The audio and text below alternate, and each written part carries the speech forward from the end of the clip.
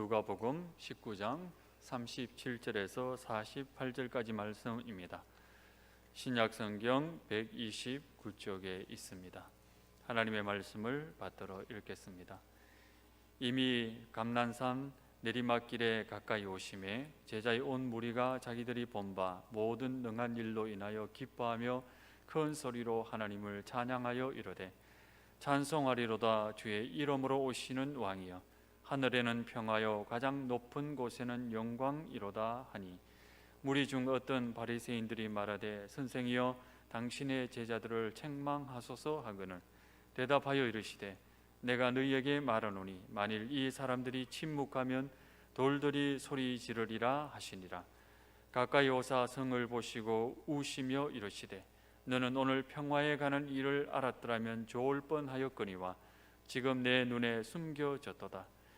날이 이를지라 내 원수들이 토둔을 쌓고 너를 돌려 사면으로 가두고 또 너와 및 그 가운데 있는 내 자식들을 땅에 메우치며 돌 하나도 돌 위에 남기지 아니하리니 이는 내가 보살핌 받는 날을 알지 못함을 인함이라 하시니라. 성전에 들어가사 장사하는 자들을 내쫓으시며 그들에게 이르시되 기록된 바 내 집은 기도하는 집이 되리라 하였거늘 너희는 강도의 소굴을 만들었도다 하시니라. 예수께서 날마다 성전에서 가르치시니 대제사장들과 서기관들과 백성의 지도자들이 그를 죽이려고 꾀하되 백성이 다 그에게 귀를 기울여 들으므로 어찌할 방도를 찾지 못하였더라. 아멘. 요 몇 해 전에 교회가 배려해 주시고 또 우리 장로님이 후원을 해 주셨어요. 그래서 제가 예루살렘에 가서 기거한 적이 있습니다. 딴 데를 많이 다닌 게 아니고 주로 장신대 성지연구소에서 자고 아침에 와서 예루살렘 올드시티 구시가지죠. 거기를 주로 많이 돌아다녔어요. 사람들을 만나고 얘기하고 또 그 구시가지 구석구석을 다녀보고 또 통곡의 벽 가서 또 붙어 있어 보고 이런저런 일을 다 했던 것 같아요. 문들 다 왔다 갔다 해보고 다 했어요.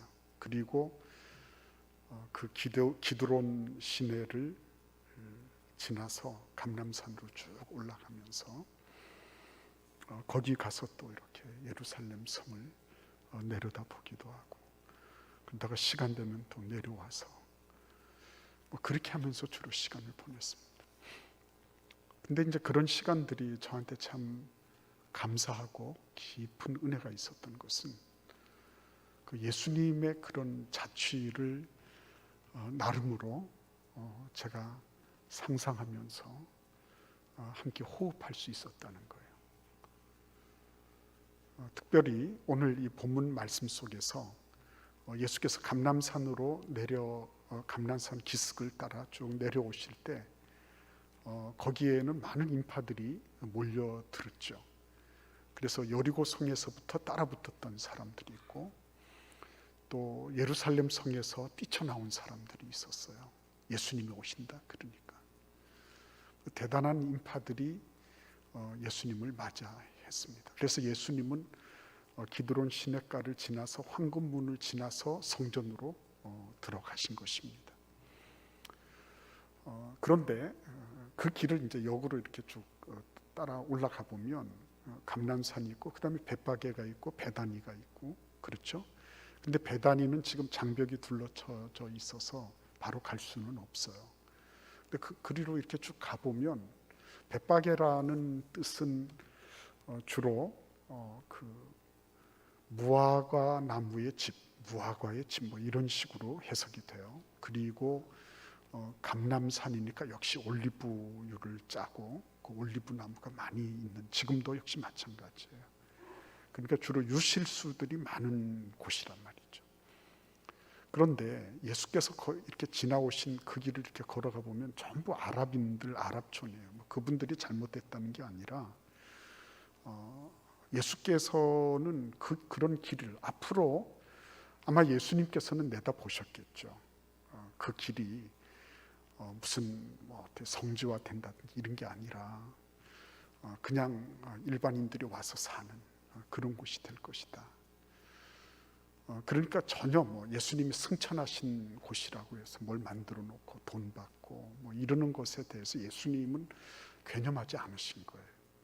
외적으로 그것이 어떻게 되든지 그렇게 많이 개념하시는 것 같지 않아요. 여기를 성지로 만들어라든지 이곳에 들어오는 사람들을 규제하라든지 이런 말씀이 없으셨어요. 그러면 도대체 뭘 남기셨나 이런 생각이 드는 거죠. 단지 2000년 전에 예수님께서 이 길을 걸으셔서 이제 십자가를 지시기 위해서 예루살렘 성으로 들어가신다. 그거 하나가 남아있는 거예요. 근데 여러분, 그 한 가지가 남아있는 그런 와중에서 저의 마음을 강하게 두드리는 게 있었습니다. 예수께서 그렇게 들어가셨는데 그러면 예수께서 그 남기신 한 가지에 대하여 나는 과연 어떻게 반응하고 있을까 하는 거예요.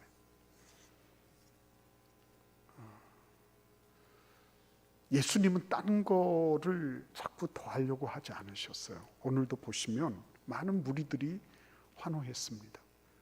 예수님에 대해서 기대가 있었기 때문에, 예수님으로부터 뭔가 얻을 것이 있었기 때문에 그들은 예수님을 환영하고 환호하지 않을 수가 없었어요. 하늘에는 영광이고 땅에는 평화고 말이죠. 주의 이름으로 오시는 이여, 이러면서 자기들이 할 수 있는 모든 예우를 다 갖춰서 예수님을 맞이했습니다. 그런데 예수님은 아랑곳하지 않으셨어요. 받으실 것만 받으셨어요. 바리새인들이 예수님, 저 사람들이 저렇게 얘기하는 거 그거 신성모독입니다. 하나님께 돌려질 것을 당신한테 돌리는 거 이거 신성모독입니다. 그랬을 때 예수님께서 만약 저들이 침묵하면 돌들이 소리 지를 것이다. 그렇게 하시면서 그들의 찬송은 받으셨습니다.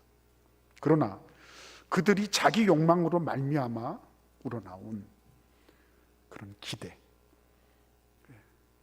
예수님에 대한 그런 어떤 정치적 메시아가 되셔서 그들의 삶에 뭔가 좀 도움이 되고 자신들의 욕망에 좀 뭔가 기여하는 그런 왕으로서의 모습, 여기에 대해서 예수님은 전혀 응답하지 않으셨어요. 사람들의 인기, 사람들의 환호, 사람들을 의식하시면서 사시지 않은 것인 거예요. 예수님은 그것에 따라서 예수님은 이렇게 하시고 저렇게 하지 않으셨어요. 아주 오리 다 곧이신 분이셨어요. 사람에게 의탁하지 않으셨어요. 당신의 운명, 당신의 앞으로 나아갈 길, 이런 것에 대해서 사람이 어떻기 때문에, 세력이 어떻기 때문에, 이들의 기대가 어떻습니까? 그러니까 내가 거기 부응해서 뭘 하겠다, 이렇게 하지 않으셨어요. 사람 의식하지 않으시고 사람에게 의탁하지 않으시고, 그리고 거기에 연연하지 않으셨어요. 그러니까 사람에게 뭔가 시선이 가고 사람에게 집중되는 순간 하나님에 대한 부분은 흐려지는 거죠. 하나님의 뜻은 사라지는 거죠. 그뿐 아닙니다. 거기 오늘 말씀에 보시면 감람산 내리막길로 이렇게 쭉 내려오셔서 가까이 오셨을 때 성을 보시고 우셨습니다.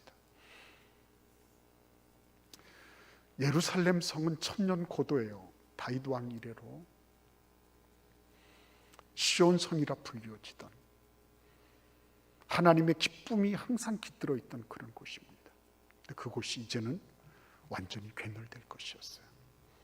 여러분 기억하셔야 됩니다. 이 세상의 그 어떤 것도 결코 영원하지 않을 것입니다. 근데 뜻밖에도 영원할 것 같았던 예루살렘도, 그 성읍도 이제는 더 이상 존재하지 않게 됐어요.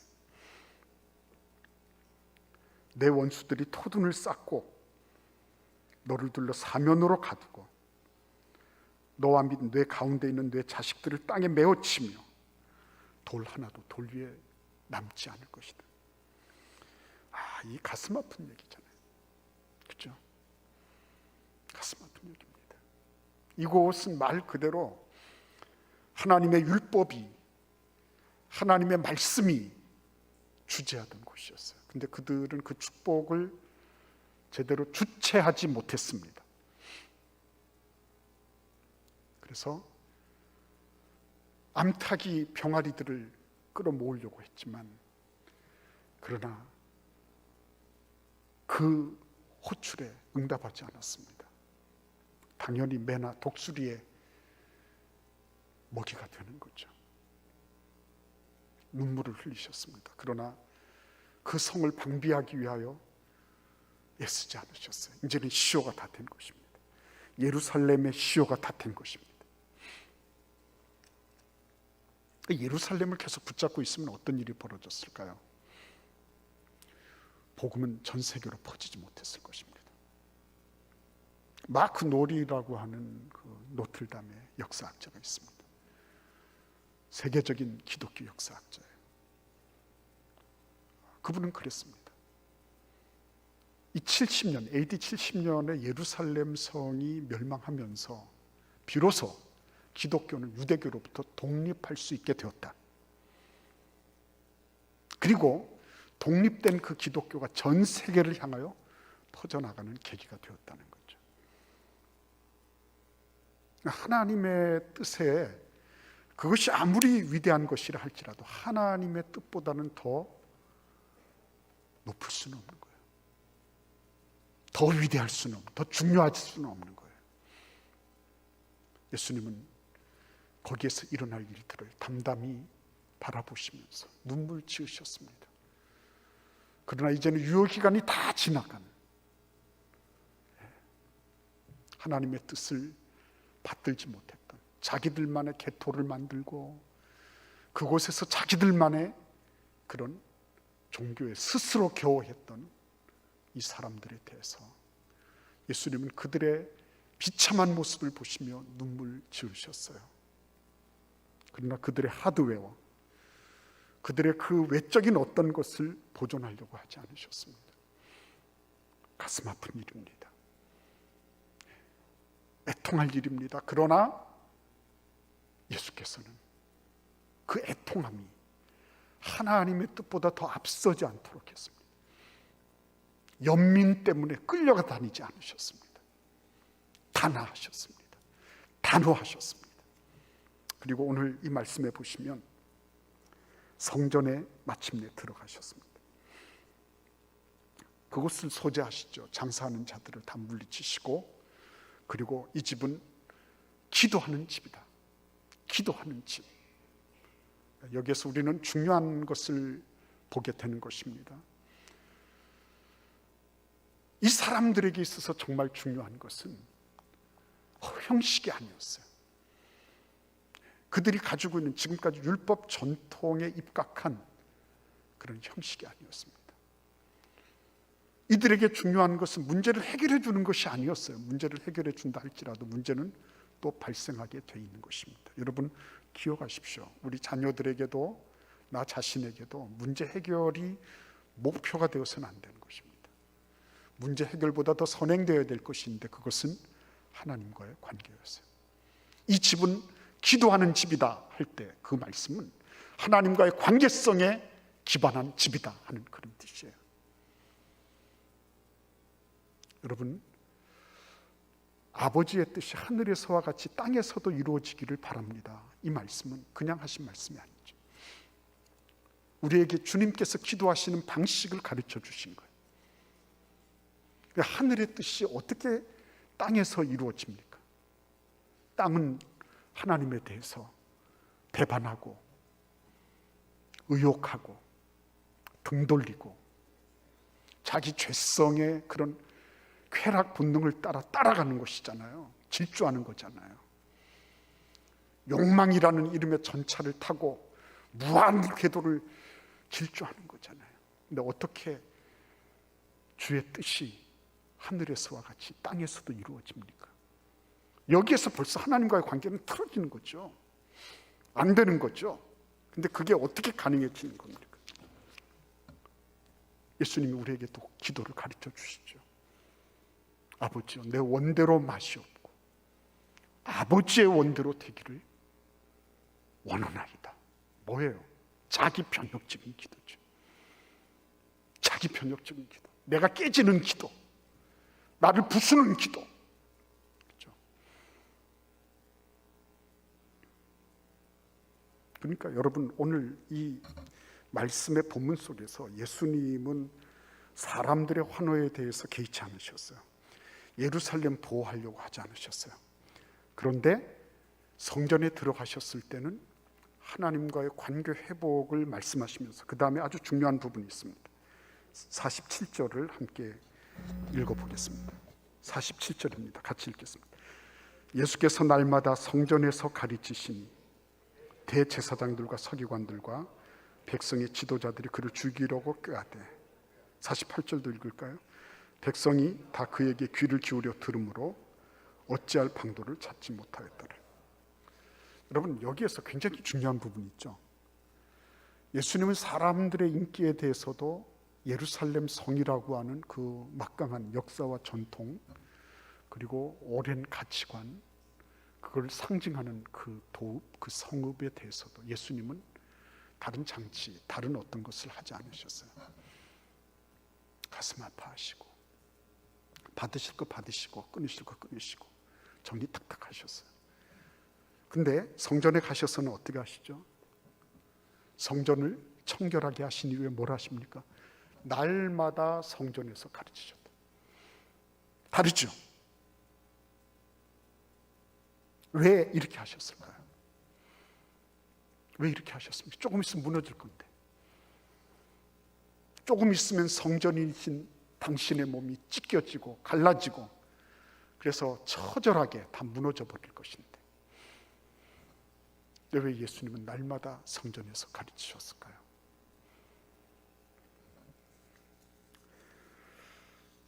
정말 여러분, 진산사건이라고 혹시 아십니까? 진산사건.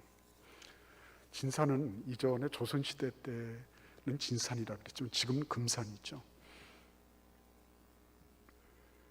1791년도에 윤지충이라는 사람, 권상년이라는 사람이 있었어요. 진산에 거주하고 있습니다. 금산에. 근데 이들이 천주교를 신봉했어요. 그 이전까지는 천주교가 들어올 때 기존의 어떤 세계관과 부딪히지 않았습니다. 왜냐하면 제사를 다 용인했으니까. 근데 1790년대 때 중국에 주재하고 있는 주교, 구베아 주교가 제사 금지령을 내렸습니다. 모든 천주교인들은 제사를 금하라. 금지령이 내리니까 그때 마침 1791년도에 윤지충이 모친상을 당하게 됐습니다. 제사를 드릴 수가 없어요. 문상도 받을 수가 없게 됐어요. 그리고 어머니도 천주교를 믿었기 때문에 나한테 제사하지 마라. 이러고 돌아가신 거예요. 유언대로 한 겁니다. 근데 난리가 났죠. 이게 폐제 분주. 폐제라고 하는 건 제사를 폐하고, 분주는 신주 단지, 신주 있잖아요. 신의를 모신 거, 신주 단지를 불태워버렸다. 폐제 분주의 페루나들이다, 이렇게 된 거예요. 그래가지고 이게 입에서 입으로 막 소문을 타고 조정까지 가고, 이것 때문에 당쟁이 붙고,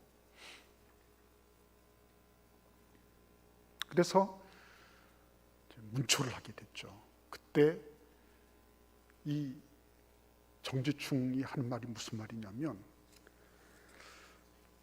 내가 어떻게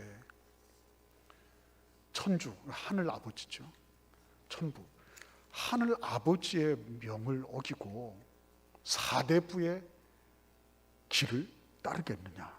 뭐 이렇게 하는 겁니다. 자기는 정당한 일을 했다는 거죠. 자기는 정당한 일. 그래가지고 전주 남문 밖에 가서 거기서 참수형을 당합니다. 그게 신유 사옥이에요. 진산 사건으로 말미암는 신유 사옥. 그게 1791년의 일입니다. 여러분들도 만약에 금산, 우리 교회에도 금산에서 오시는 분들이 계시죠. 김항정 집사님이시해서 금산에서 오신 그 금산 역사박물관에 가면 진산 사건에 대한 자세한 게 있대요. 저도 몰랐어요. 저도 한번 가보려고 생각하고 있습니다. 그런데 10년 뒤입니다. 10년 뒤에는 신해 사옥이 발생하게 됩니다. 순조 즉위 직후에 일어난 천주교 박해 사건이에요. 앞에서 신유 사옥 때 두 사람이 순교를 당했죠. 근데 이번에 10년 뒤에는 무려 주문모 신부를 위시한 100여 명이 순교를 당하게 됩니다. 그때도 역시 폐륜의 종교.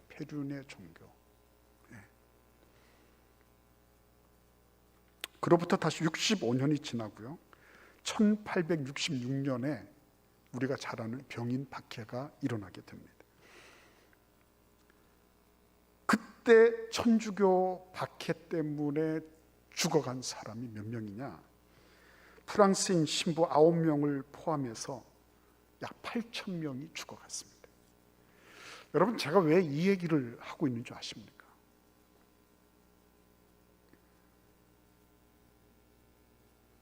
자기들이 믿은 게 진실했다는 거예요. 내가 믿는 게 진리라고 하는 거예요.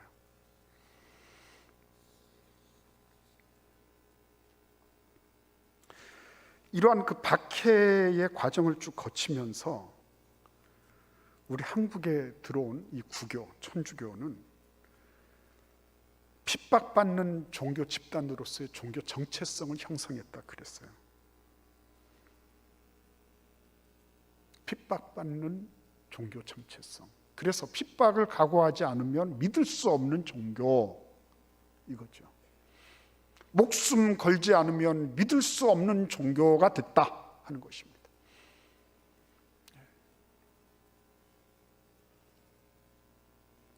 기분이 틀어지고 감정이 나쁘고 뭐 이래서 왔다 갔다 하는 그 정도가 아니고요. 근데 여러분 생각해 보십시오. 1791년도에 2명의 순교자를 배출을 했는데 10년 뒤에 그게 100명이 됐고요. 50배가 늘었죠. 65년이 지나서 1866년부터 5년간 진행된 병인 박해 때는 그게 8,000명이 됐어요. 그 사람들은 목숨이 아깝지 않았을까요? 그 사람들은 아무렇게나 내놓고 살았을까요? 그렇지 않았을 겁니다. 그분들도 다 처자식이 있고 자기 목숨 귀한 줄 알았을 겁니다. 왜 그랬을까요?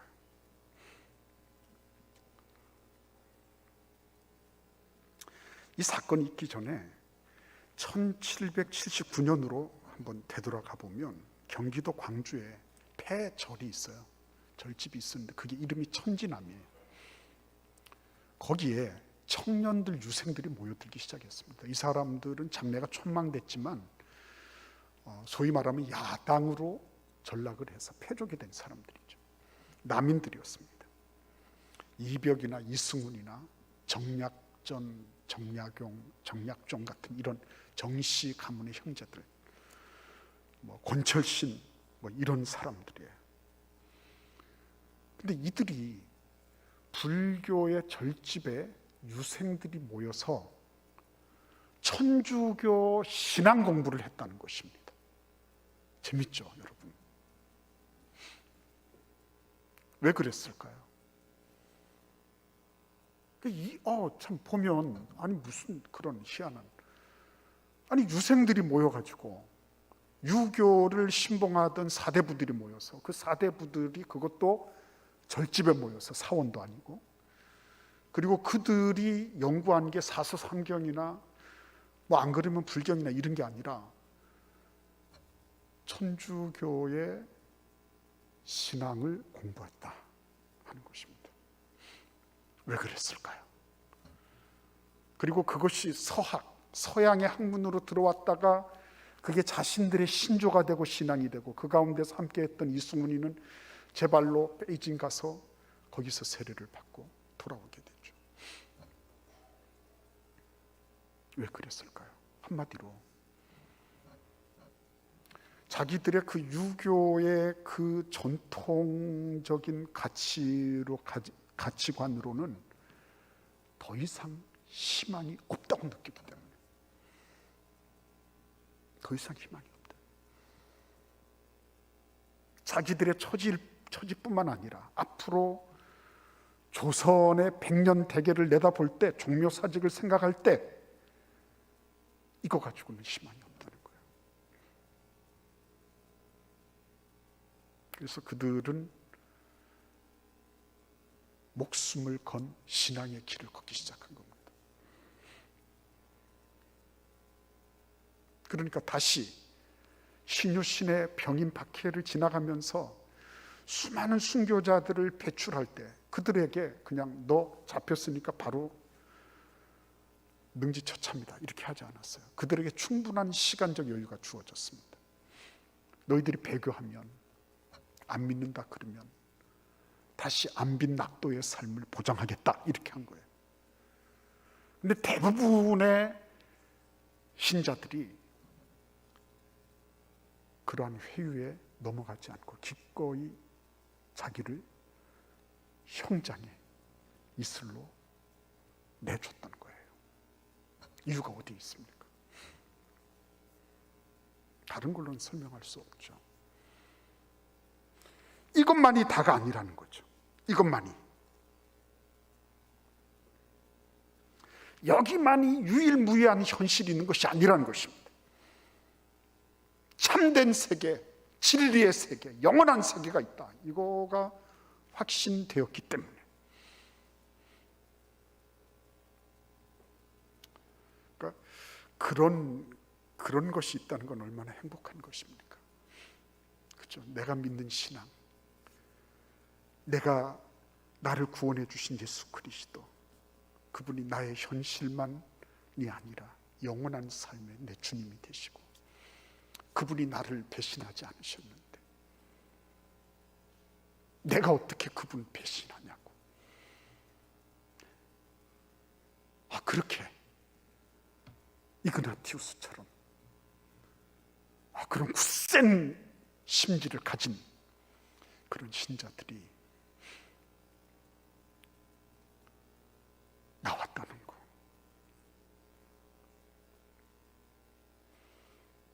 그래서 예수님은 좌고우면하지 않으시죠. 사람들의 시선에 예수님은 자신을 의탁하지 않으셨습니다. 천년 고도의 전통과 역사와 전통, 그들이 지켜온 그런 가치들, 그런 것들에 족쇄 채워지지 않으셨어요. 그리고 자신의 몸을 내던지시면서까지 거기에서 아버지의 뜻을 이루고자 했어요. 그래서 성전에서 계속 가르치시는 이유는 뭡니까? 성전이신 예수 그리스도, 그분을 통해서 앞으로 계속 하나님 아버지의 뜻이 전달되어야 된다는 말씀이에요. 이 자리에 앉아 계신 여러분과 저의 삶 속에 지금 하나님께서 원하시는 것, 하나님이 바라시는 것, 그것은 하나님께서 우리의 삶을 통하여 이 예수의 정신, 아버지의 뜻을 이루기 위해서 다른 모든 것들, 그것들 무시하신 것 아니에요. 그러나 그 다른 모든 것들의 가치는 아버지의 뜻을 이루는 것보다 더 중하지 않다는 거죠. 그 정신을 갖추라는 거죠. 그 정신을 가지고 있어야 된다는 거죠. 그래서 여러분, 예수님은 너무나도 명료하게 정말 그 길을 걸어가시는데 신실하셨던 분이십니다. 오늘 이 자리에 나오신, 그리고 함께 온라인으로 예배드리시는 여러분들의 삶 속에서 나는 이 세상 내가 떠나갈 때 무엇을 남기고 갈 것인가? 무엇을? 나는 내 자녀들에게, 내 주변 이웃들에게 정말 저분은 하나님 아버지의 뜻, 그 뜻을 이루기 위해서 자신을 가감없이 던지신 그런 분이시다. 얼마나 행복할까요? 왜요? 요한 1서 2장 17절 말씀. 이 세상도 그 정욕도 지나가되 오직 하나님의 뜻을 행하는 자는 영원히 거하리로다. 영원히 거하리로다. 어떤 사람이요? 하나님의 뜻을 행하는 자는. 다른 거는 다 지나갈 것입니다. 이 세상도 그 정욕도 다 지나갈 것입니다. 속지 마십시오, 여러분. 지금 중요하게 보입니까? 보일 수 있어요. 다시 영적 분별력을 가다듬으셔야 됩니다. 이 세상도 그 정욕도 지나가되 오직 하나님의 뜻을 행하는 자는 영원히 거하리로다. 예수님은 이 말씀을 그냥 인상 쓰시면서 내가 지금 비장한 죽음을 맞게 된다 이렇게 하지 않으셨어요. 나의 평안을 너에게 주노라. 말미로 가면 가실수록 예수님은 기쁨과 평안이 충만했어요. 다시 한번 말씀드립니다. 문제를 해결하는 그것이 다가 아닙니다. 또 다른 문제가 올 것입니다. 진짜 중요한 거는 하나님과의 관계 회복인 것입니다. 예수는 그 일을 위해서, 그 아버지의 뜻을 위해서 자신을 십자가에 제물로 내놓으신 것입니다. 다른 모든 것들을 다 차치하고 다른 모든 것들을 다 뒤로 하시고 예수님은 그 일에 자신을 들이신 것입니다. 우리는 그걸 누리면 되는 것입니다. 그렇죠? 우리 하나님과의 관계를 회복하신 예수 그리스도, 그 은혜를 누리면 되는 거예요. 그냥 우리는 주님의 보좌 앞에 나가서 내가 문제 있는 것 아니면 되고요. 응답 받은 대로 감사하면 되고, 응답되지 않은 것은 아는 것대로 하나님의 더 귀한 뜻이 있을 거예요. 하나님은 합력하여 선을 이루신다 그랬으니까. 그래서 또 감사하고 기뻐하고, 그렇죠? 오늘 우리의 삶 속에 그러한 은혜가 넘치는 이 사순절 기간이 되기를 간절히 기원합니다.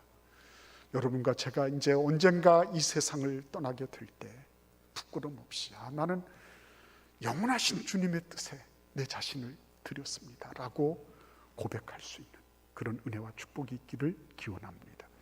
기도하겠습니다. 고마우신 주님 감사합니다. 영원하신 주님의 뜻에 온전히 부합된 삶, 그 기쁨의 삶, 그 영광스러운 삶, 그 영원한 삶에 저희들을 불러주셔서 감사합니다. 주님이 놀라운 특권과 은혜를 저희들이 잘 간직하고 저희들이 잘 발전시켜 나갈 수 있도록 은혜를 내려 주옵소서. 예수님의 이름으로 기도하옵나이다. 아멘.